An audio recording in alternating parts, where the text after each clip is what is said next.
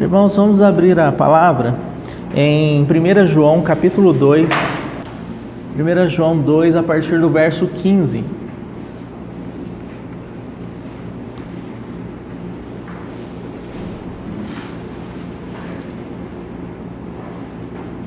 Amém? Não ameis o mundo, nem as coisas que há no mundo. Se alguém amar o mundo, o amor do Pai não está nele. Porque tudo que há no mundo, a concupiscência da carne, a concupiscência dos olhos e a soberba da vida, não procede do Pai, mas procede do mundo. Ora, o mundo passa, bem como a sua concupiscência. Aquele, porém, que faz a vontade de Deus, permanece eternamente. O propósito da nossa reunião nesta noite é buscarmos um pouco mais de luz da parte de Deus do que é o mundo para nós, cristãos. E mundo aqui que estamos lendo em 1 João capítulo 2, significa o cosmo, toda a criação, e não apenas o planeta Terra, que é o planeta onde nós habitamos, mas toda a criação. Então a ênfase da parte do Senhor para nós é: não ameis o mundo e nem as coisas que há no mundo. Porque tudo o que há no mundo se resume a 3 elementos: concupiscência dos olhos, concupiscência da carne, soberba da vida. Além disso, o Senhor também nos estimula a não amarmos o mundo por um fato importantíssimo. Tudo que há no mundo e o próprio mundo são passageiros. A revelação de Apocalipse fala, juntamente com a revelação que foi dada a Pedro, se nós juntarmos as duas, de que haverá novo céu e nova terra, né? Então a criação, da maneira como que nós conhecemos, ela se desfará. Não sabemos como será a nova criação, não sabemos como será o novo céu e a nova terra. Mas o fato é que haverá uma transformação. O mundo como nós conhecemos, ele terminará após o reino milenar de Cristo, né? O Senhor, então, com a sua igreja, governará o mundo e as nações ainda como nós conhecemos, como está hoje. O Senhor governará em justiça. Mas após o reino milenar em que Satanás será solto, e ele vai novamente se voltar para seduzir as nações para a última batalha, que culminará em sua derrota, que ele seja lançado no lago de fogo, onde já está o falso profeta, onde já está o anticristo, né? E juntamente com Satanás, todos aqueles que não foram regenerados, que não creram no Senhor, também terão o mesmo destino, porque assim o quiseram. Mas eu gostaria, irmãos, com a ajuda do Senhor, de nós olharmos, então, como Deus enxerga o mundo a partir da visão de Gênesis. Hoje, então, nós vamos nos deter no capítulo 4 e 5 de Gênesis e meditar um pouco sobre isso. Amém? Então, nós podemos ir a Gênesis, a partir do capítulo 4.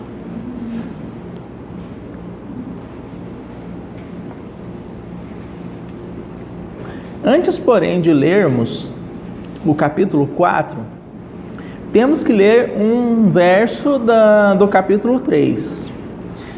E o verso está no verso 17. O Senhor dá uma sentença a Adão. Adão é o cabeça federal de toda a raça humana. Ele é a representação de toda a raça humana. Porque dele nós somos provenientes do ponto de vista natural.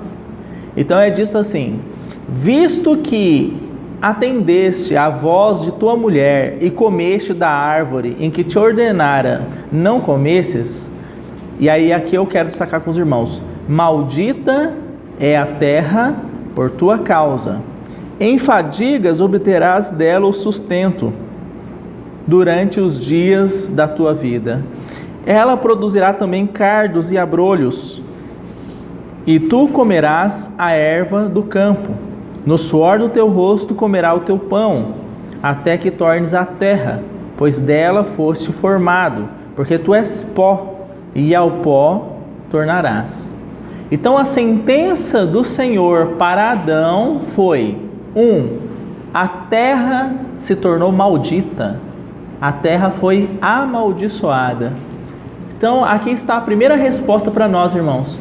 Por que nós não devemos amar o mundo, nem as coisas que estão no mundo? Porque a terra, por causa da desobediência do homem, foi amaldiçoada. Então, irmãos, todas as vezes que nós nos achamos buscando aliança, buscando a nossa satisfação no mundo, significa que nós estamos tentando tornar a nossa casa, estabelecer aqui a nossa morada, em um lugar do qual Deus amaldiçoou. Deus jamais habitará em um lugar amaldiçoado por Ele. E essa maldição recaiu, mais uma vez lembrando, por causa do pecado, da transgressão de Adão. A terra seria governada por Adão como uma representação da autoridade de Deus. É o que ele diz para Adão e Eva: crescei, multiplicai, enchei a terra, dominai-a, sujeitai-a. Mas o homem fracassou nesse encargo que Deus deu a ele. Então toda a criação foi amaldiçoada. Agora, tendo isso em vista, vamos para o capítulo 4. Coabitou o homem com Eva, sua mulher. Estou lendo o verso 1, tá? Esta concebeu e deu à luz a Caim. Então disse: adquiri um varão com auxílio do Senhor. Vejam, irmãos, que Deus havia dado uma promessa. Ele disse que da semente da mulher ele suscitaria aquela descendência que esmagaria a cabeça da serpente. Então a primeira profecia que foi dada por Deus acerca do resgate, da salvação do homem daquela condição, foi dada ali no Éden, logo após o pecado. Então quando Eva tem o seu primeiro filho, ou seja, a sua semente, a sua descendência, o que ela diz? Adquirir um varão com auxílio do Senhor. Então ela deposita a sua esperança de que esse varão seria a semente que esmagaria a cabeça da serpente. Obviamente, como nós vamos ver, há uma frustração aqui, porque o texto continua dizendo assim, verso 2: depois deu à luz a Abel, seu irmão. Abel foi pastor de ovelhas e Caim lavrador. Então veja que Caim, esse descendente que foi adquirido com o auxílio do Senhor, a esperança talvez de Adão e Eva, como Deus havia prometido, esse Caim era lavrador, ou seja, ele sentia diariamente a consequência do pecado de Adão. Porque o que nós lemos lá no capítulo 3, você vai trabalhar na terra, em fadiga você vai produzir o seu alimento. Então Caim era lavrador, ele mais do que ninguém convivia com essa consequência, essa sentença dada após o pecado, né? Abel, por outro lado, era pastor de ovelhas, e nós temos que nos lembrar aqui que até este momento o homem não se alimentava dos animais, tá? Então o homem se alimentava o quê? Da erva da terra. Ele não se alimentava de animais. Então a função de Abel aqui, ao que tudo indica, é o quê? Sendo pastor de ovelhas. Talvez a provisão de vestimenta, porque Adão e Eva viram quando Deus tirou a pele daquele animal e fez para eles uma roupa, né? Mas ele não criava essas ovelhas para a alimentação, para a comida, tá bom? Verso 3. Aconteceu que no fim de uns tempos trouxe Caim do fruto da terra uma oferta ao Senhor. Abel, por sua vez, trouxe das primícias do seu rebanho e da gordura deste. Agradou-se o Senhor de Abel e da sua oferta, ao passo que de Caim, de sua oferta, não se agradou. Vamos parar por aqui um pouco e meditar sobre isso. Temos que lembrar que a terra foi amaldiçoada. Caim, então, com o passar do tempo, ele intenta trazer uma oferta ao Senhor do fruto dessa terra amaldiçoada. Mas, irmãos, nós podemos entender que a intenção de Caim foi boa. Caim, por exemplo, para ele trazer uma oferta ao Senhor, significa o quê? Primeiro, que ele cria na existência de Deus. Esse é o primeiro ponto. Nós não podemos ignorar isso. Que ele reconhecia que Deus havia dado a ele a provisão, porque a oferta era uma oferta em gratidão ao Senhor, né? Que Deus era digno de todo louvor, porque a oferta significa isso também, a adoração a Deus. Então vocês estão vendo que esse homem Caim tinha todos os elementos de um homem religioso, bondoso. Ele não trapaceou ninguém, ele trouxe do fruto do seu trabalho. Só que Caim pisou em um campo totalmente inadequado diante do Senhor. Sabe por quê? Porque ele vem com oferta de gratidão, de reconhecimento ao Senhor, ignorando a sua condição. Que condição era essa? Uma condição caída, pecaminosa, amaldiçoado pelo pecado. Então ele ignora totalmente a necessidade o quê? Do derramamento de sangue. E ele pula essa etapa para então contemplar o Deus da provisão. Irmãos, é isso que nós estamos vivendo hoje, essa teologia de Caim. Todo mundo quer ir para a reunião para quê? Para agradecer a Deus pelo trabalho, para louvar a Deus, né? Para ser grato a Deus por essa ou aquela bênção.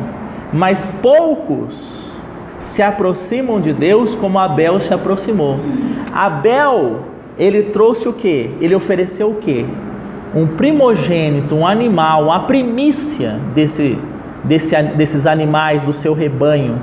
E ele tirou a vida desses animais, porque ele ofereceu também da gordura. Então Abel se aproximou diante de Deus com o quê? Com derramamento de sangue. O que significa isso? Que ele estava reconhecendo a sua condição caída e que era necessário o derramamento de sangue para que ele fosse aceito diante de Deus. Ao passo que Caim ignorou totalmente isso. Caim ignorou a necessidade do derramamento de sangue. Caim ignorou a sua condição caída. Ele quis se aproximar de Deus da maneira que ele era, com toda a sua capacidade, com toda a sua boa intenção, né? E aí nós temos que tomar cuidado. Nossa primeira lição hoje, então, irmãos, nessa terra amaldiçoada, a nossa esperança está toda no sacrifício que o Senhor fez. Que nós só podemos nos aproximar de Deus por causa do sangue que primeiro foi derramado. Veja que nós cristãos podemos oferecer a gratidão a Deus, louvar a Deus pelas suas bênçãos diárias, por quem Ele é. Nós podemos fazer tudo isso, mas não sem antes reconhecer o quê? A nossa condição pecaminosa. E que para isso foi necessário o derramamento do sangue de um inocente, em substituição. Por isso que a palavra de Deus em Hebreus diz que o nosso Senhor, quando Ele se apresenta como sumo sacerdote na presença de Deus, Ele não se apresenta de mãos vazias, mas Ele apresenta com o seu próprio sangue.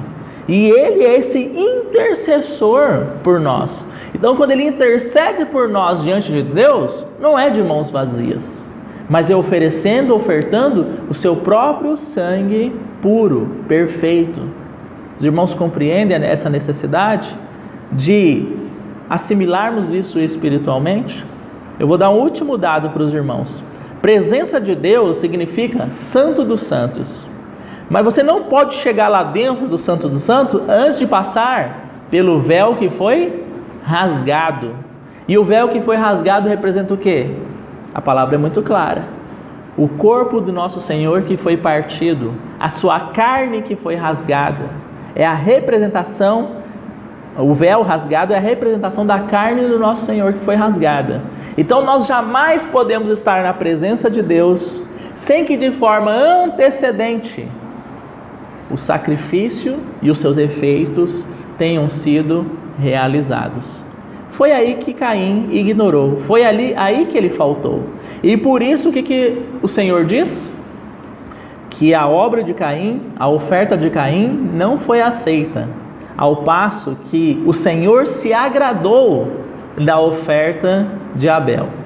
Nós não temos o texto aqui expresso na palavra, mas nós sabemos por outros versículos bíblicos como é que Deus assimilava essas ofertas que eram apresentadas a ele.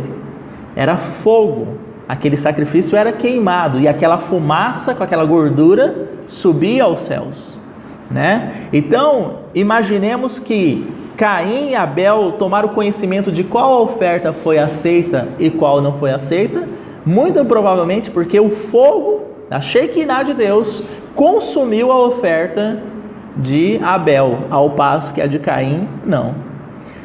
Quando a gente fala desse fogo consumindo ali a oferta no altar, há um dado interessante para nós também.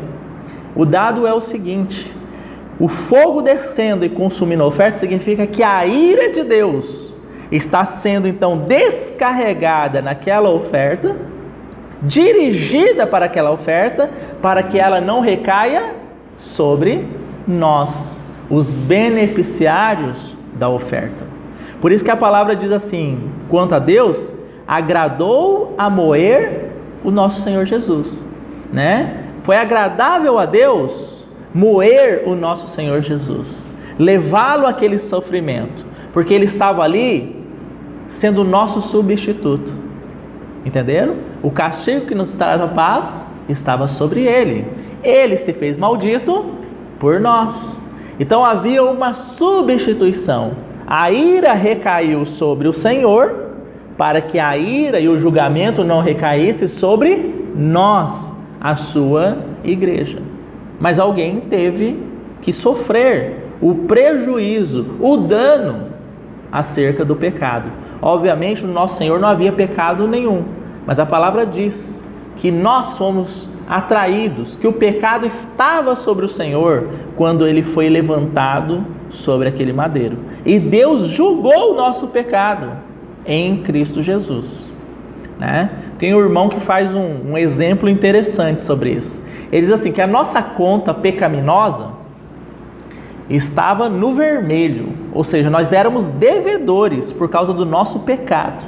Então você imagina a conta bancária no vermelho, era a nossa conta. E Jesus, quanto à sua justiça, sua conta estava azul, ele não era devedor de pecado. O que acontece ali na cruz? Como se a justiça de Cristo fosse transferida para a nossa conta, e aquele saldo que estava vermelho ficou azul, mas que o nosso débito fosse transferido para a conta de Cristo, e ele arcou com esse preço, dando voluntariamente, em obediência ao Pai, a sua própria vida.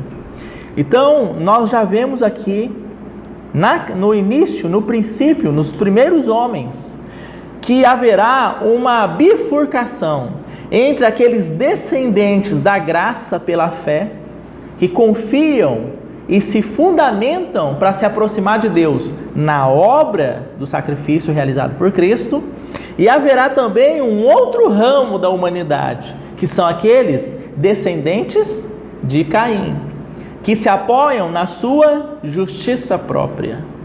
O que aconteceu aqui quando a oferta de Caim foi rejeitada? O seu semblante descaiu. Por quê? Porque ele julgou Deus ali, dizendo que Deus foi injusto por não aceitar a sua oferta trazida. Não é verdade? Vamos continuar o texto aqui para entendermos isso. Verso 5. Ao passo que de Caim e sua oferta não se agradou. Olha aí a palavra. Irou-se, pois, sobremaneira Caim, e descaiu-lhe o semblante. Caim ficou irado com Deus, porque Deus não quis aceitar a sua oferta. Esse é o caminho da religião, irmãos. A religião quer produzir, a religião quer louvar o Senhor, a religião quer reconhecer que Deus é digno de adoração, mas ela quer apresentar a oferta a partir da sua própria capacidade natural. Agora os descendentes de Abel não.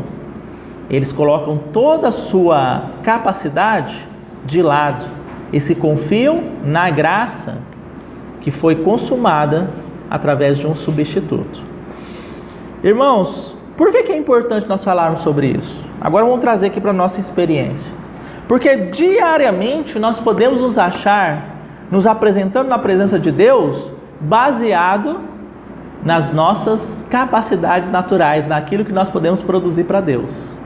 Vamos pensar nisso?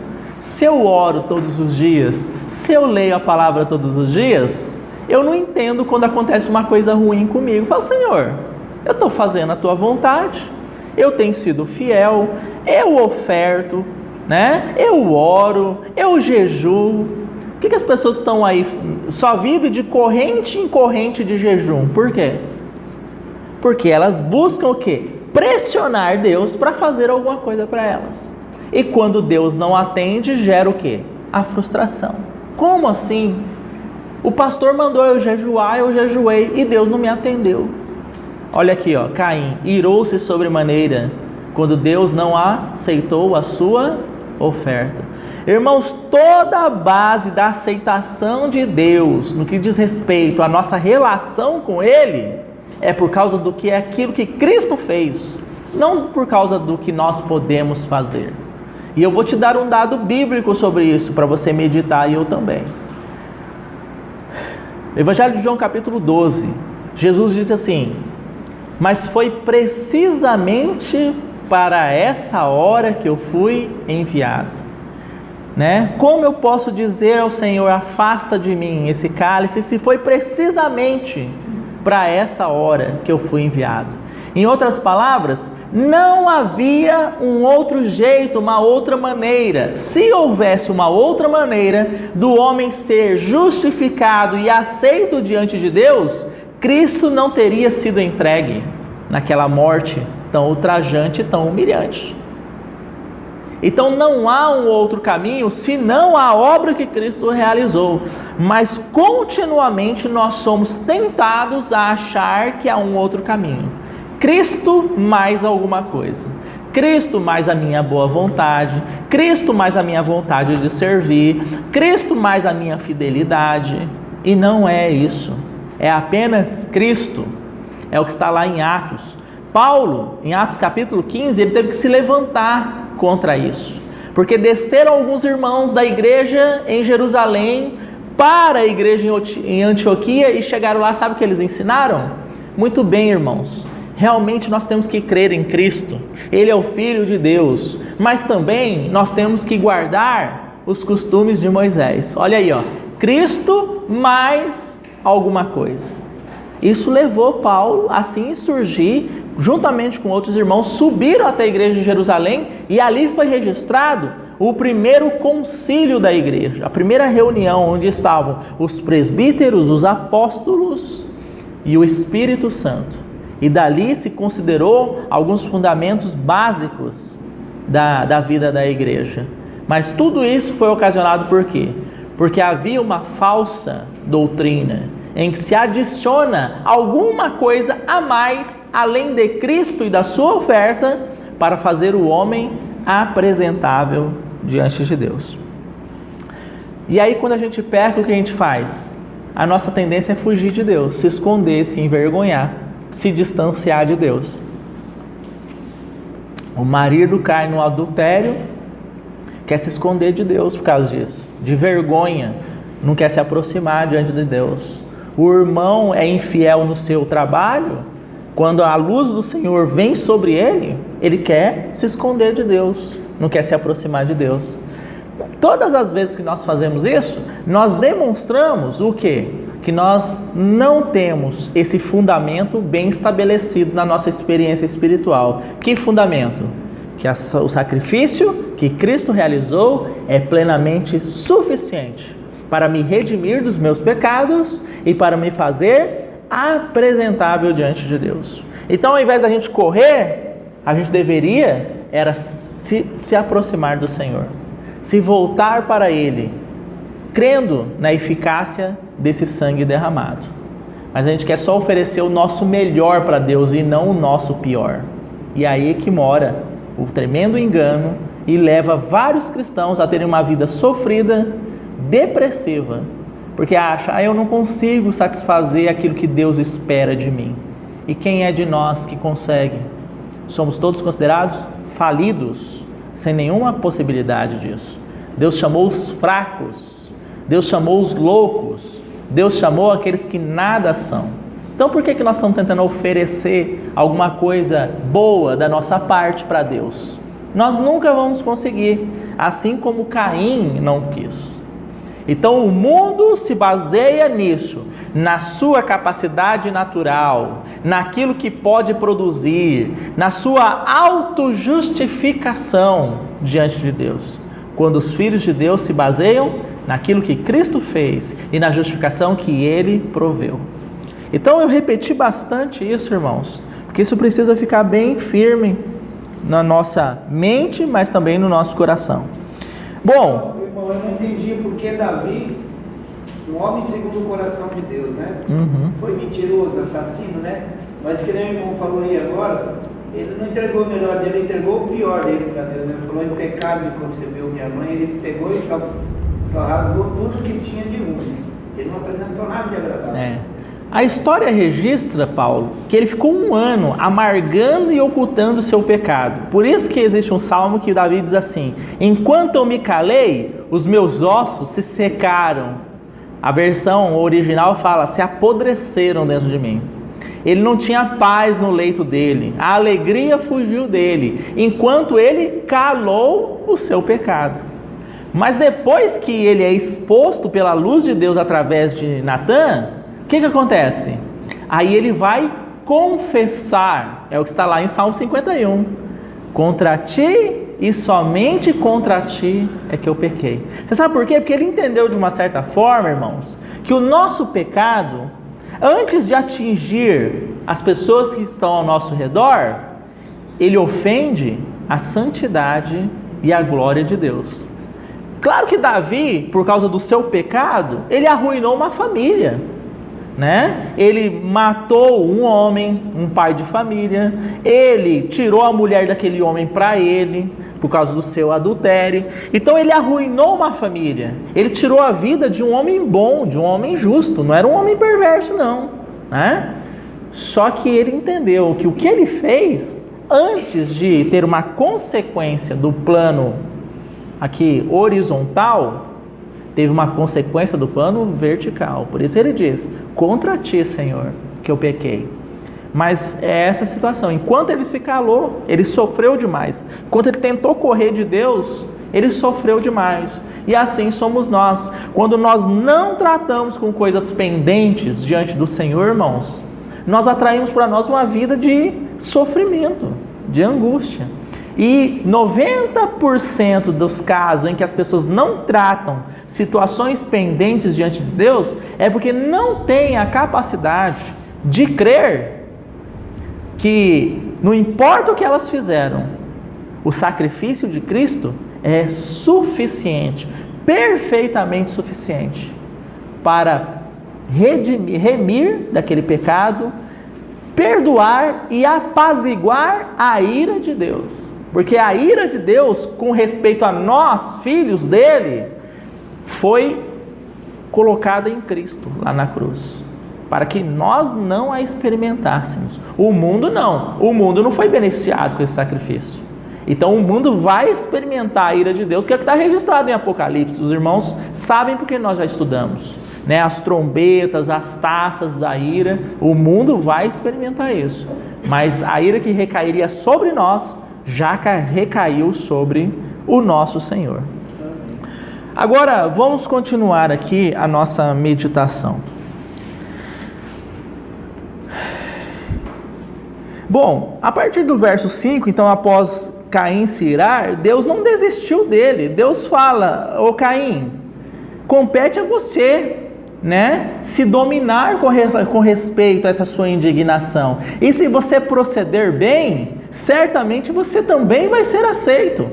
O Senhor fala para ele, né? Se você compreender, é como se Deus estivesse dizendo assim para Caim, se você compreender, Caim, que você precisa primeiro entender a sua condição caída e que se não for pelo derramamento do sangue, você não vai conseguir se aproximar de mim, se você não compreender isso, você vai ter problema, mas se você compreender, você vai ser aceito, assim como seu irmão foi aceito.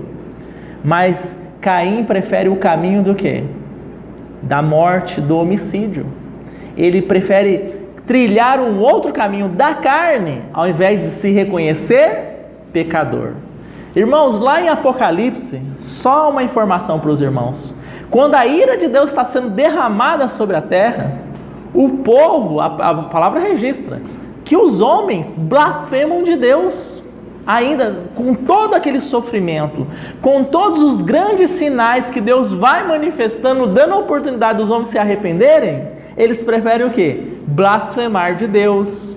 Eles preferem se unir e seguir o dragão e o anticristo, mas eles não se reconhecem culpados. Você está vendo? Essa é a vertente e a descendência de Caim. Não se reconhecer culpado. Tá? Agora, seguindo então, nosso estudo, verso 8. Disse Caim a Abel, seu irmão, vamos ao campo. Estando eles no campo, sucedeu que se levantou Caim contra Abel, seu irmão, e o matou. Disse o Senhor a Caim, onde está Abel, teu irmão? Irmãos, quando o Senhor vem perguntar uma coisa para nós, não quer dizer que ele não sabe. Ele sabe. Mas com a pergunta dele, o que ele quer fazer? Expor o nosso coração. Ele quer que nós confessemos. Então, é como se Deus tivesse dado a oportunidade a Caim de dizer assim, Senhor, eu pequei, eu matei o meu irmão. Quando ele pergunta, onde está o teu irmão? Né? Não foi a mesma pergunta que o Senhor fez para Adão e Eva? Onde estás? Não é verdade? Porque o Senhor dá a oportunidade. E pela sua pergunta, pela sua luz, Ele quer expor para nós aquilo que está oculto no nosso coração. Mas mesmo assim, o que Caim diz? Né? Seguindo o texto aqui, o verso 9. Ele respondeu, não sei, acaso sou eu o tutor de meu irmão? Olha que palavra sem reverência, sem temor, né? E disse Deus, que fizeste? A voz do sangue de teu irmão clama da terra a mim. És agora, pois, maldito por sobre a terra, cuja boca se abriu para receber de tuas mãos o sangue de teu irmão. Quando lavrares o solo, não te dará ele a sua força. Serás fugitivo, errante pela terra. Mais uma vez, por causa do pecado do homem, a terra sofre as consequências. Quando você lavrar o solo, ele não vai dar a sua força. Mais uma vez, a sentença é imposta não apenas ao homem, mas também sobre a criação. Então disse Caim ao Senhor, é tamanho o meu castigo que já não posso suportá-lo. Eis que hoje me lanças da face da terra, e da tua presença hei de esconder-me. Serei fugitivo e errante pela terra. Quem comigo se encontrar, me matará. Aqui é importante nós entendermos também, irmãos, apenas por um dado de conhecimento, tá? Não existiam outros habitantes da terra estranhos à descendência de Adão e Eva, tá? É porque antes as pessoas viviam 800 anos, 900 anos, e eles se casavam entre filhos, entre irmãos, né? Naquela época não havia uma consequência genética para isso, né? Então, não é assim, ele vai fugir, então significa que Deus criou outros homens além de Adão e Eva. Porque muitas pessoas que querem questionar a palavra, levantam essa interrogação. Quem que são essas outras pessoas que iam perseguir Caim, se Deus criou Adão e Eva? É porque nós temos que entender que hoje o homem dura 70, 80 anos. Mas antes, ele durava 900 anos. E ele ia tendo filhos e filhas, e esses filhos e filhas iam tendo filhos e filhas entre eles, e isso ia se replicando à população. Então é provável que o temor de Caim aqui, é provável não, com certeza, né? É de que os seus familiares se vingassem do que ele fez contra Abel.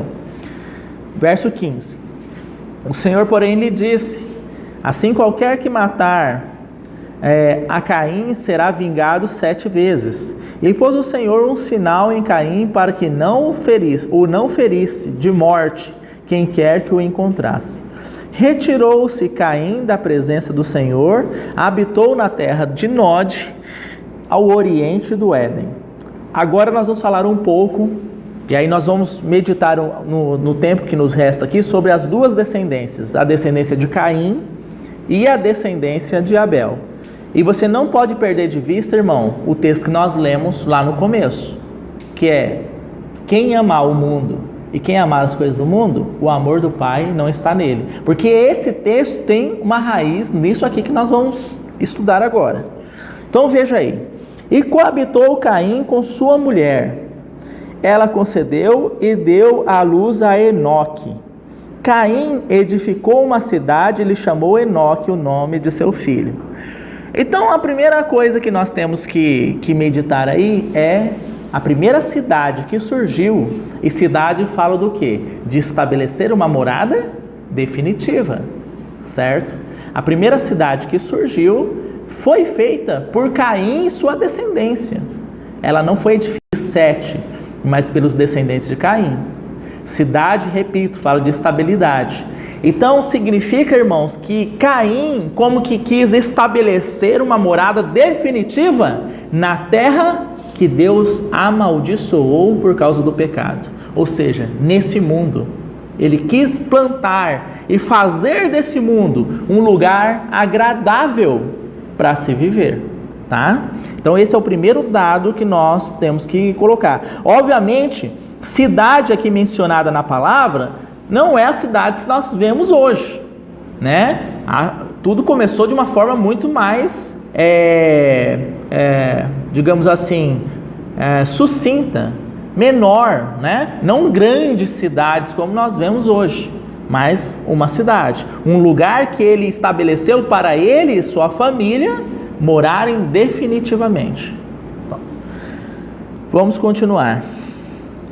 A Enoque nasceu-lhe Irade. Irade gerou a Meujael, Meujael a Metusael e Metusael a Lameque. Irmãos, Lameque é o 7º na geração desde Adão por meio de Caim. Nós podemos colocar que em Lameque se atingiu o ápice da impiedade no mundo, em Lameque. E nós vamos entender o porquê. Olha aí esse Lameque, verso 19.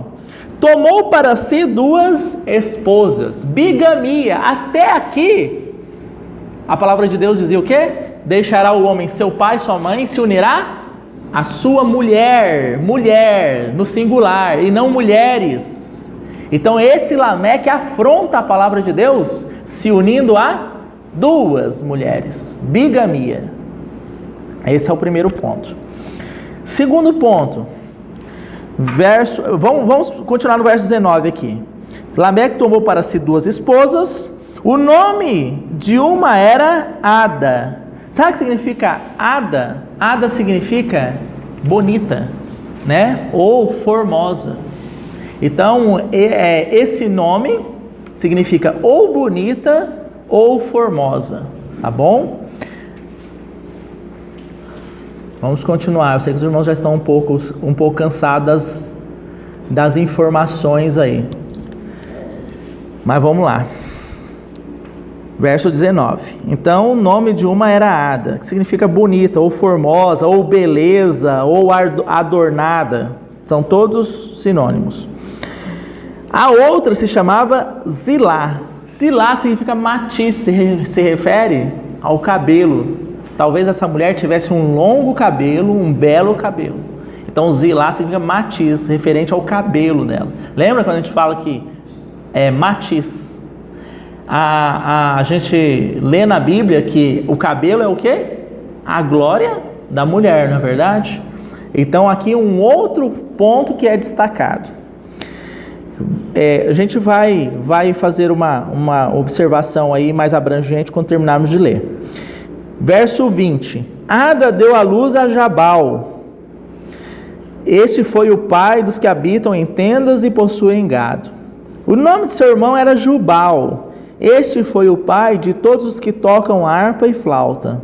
Zilá, por sua vez, deu à luz a Tubal-Caim, artífice de todo instrumento cortante de bronze e de ferro. A irmã de Tubal-Caim foi Naamá. Sabe o que significa Naamá? Moça bonita. Então é interessante que na descendência de Caim são mencionadas as mulheres. Mas olha que as mulheres são mencionadas tão exclusivamente por causa dos seus adjetivos, as suas características físicas, externas. Isso significa que da descendência de Caim veio a sensualidade. A mulher era olhada como um objeto para a satisfação do desejo do homem. Por isso que são ressaltadas essas características. Não, na descendência de 7 irmãos, não tem menção a mulheres, porque as mulheres não são reconhecidas na descendência de 7 por essas características externas. Agora veja bem, no mundo, não ameis o mundo, nem as coisas que há no mundo. No mundo, o que mais se tem hoje é o quê? Ressaltar as características físicas, a sensualidade. Se o Senhor nos conceder graça e tempo, a gente vai estudar um dia sobre essa questão. Mas tudo no mundo hoje é o quê? Concupiscência dos olhos. Ou seja, as roupas, tanto dos homens quanto das mulheres, são feitas o quê? Para atrair os olhos, né? Para levar a cobiça do corpo, seja o corpo masculino, seja o corpo feminino. Sensualidade. Abra um texto, irmãos, em Timóteo, em 1 Timóteo. Me deixa achar aqui o capítulo, porque não me recordo agora. Minha memória me traiu aqui. Mas acredito que esteja em 1 Timóteo, capítulo 3. Deixa eu ver. Não, é capítulo 2.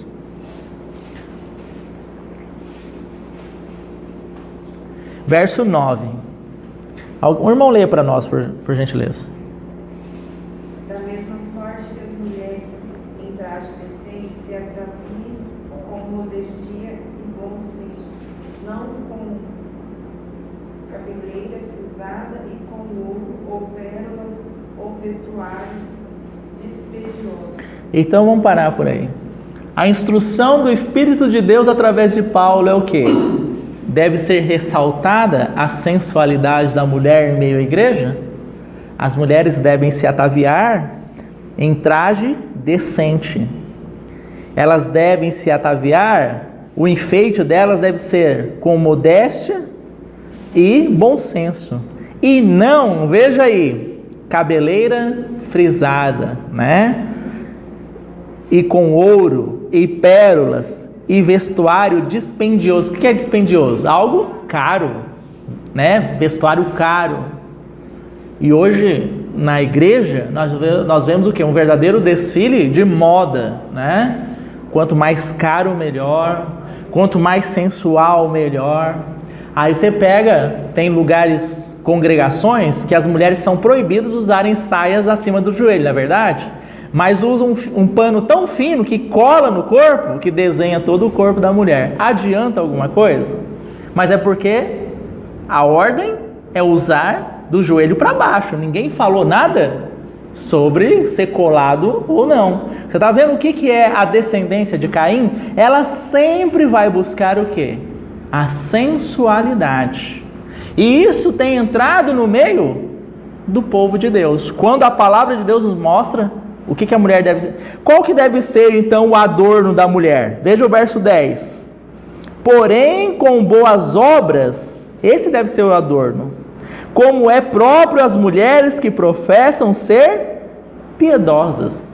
O que deve ressaltar numa mulher, a sua beleza, é algo interior da vida de Cristo, manifestando o quê? Piedade, por meio de boas obras, que segundo Efésios, Deus preparou de antemão para que nós andássemos nela.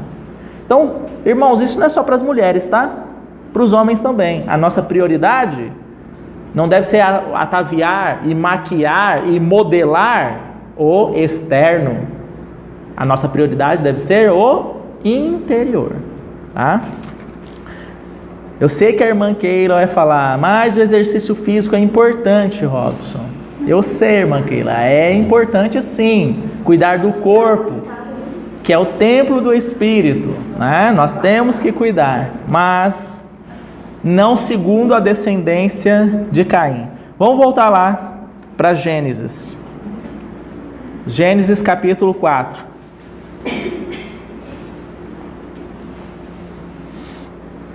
Veja aí que, então, falamos acerca das mulheres e o que a palavra nos mostra sobre isso. Mas há também homens descendentes de Lameque, né? Então, vamos para o primeiro aqui. Jabal, verso 20. Ada deu à luz a Jabal. Este foi o pai dos que habitam em tendas e possuem gado.